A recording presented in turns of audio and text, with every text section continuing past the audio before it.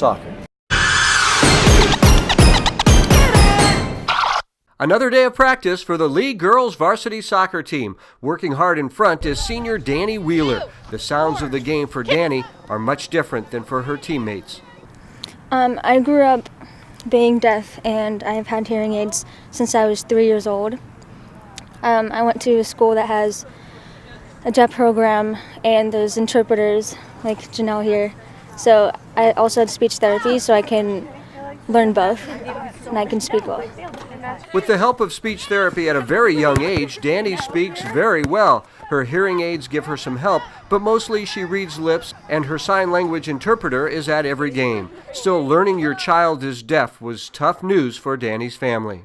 I was pretty devastated. I was in denial for a long time, but knew that we had to support her and help her, and got some good help from good people. So at the age of 3, she was aided. We started her in speech therapy classes right away. So she learned to communicate in other ways. She learned to visually communicate using sign language and reading lips.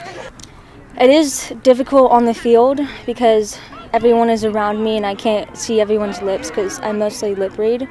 But I have an interpreter on the field next to the coach, so if I don't hear them, then I look over. Danny is a huge success both at school and on the soccer pitch. Danny is a member of the United States Deaf National Team, proud to represent her country. I thought it was a great experience at first. I was really nervous because it was my first time playing without hearing aids, but afterwards I got used to it because it helped me look up and around the field so I can see the other teammates. But overall, it's been pretty amazing. I think it's great for her to be able to represent her country and work with girls that are just like her. I think she has a really good time with it. We'd like to see the area have a lot of more attention to the hard of hearing national team. Danny is thrilled to be playing her senior season at Leigh after coming back from 2 separate ACL tears. Danny has shown great character, staying positive, maintaining her grades, and tearing it up on the field.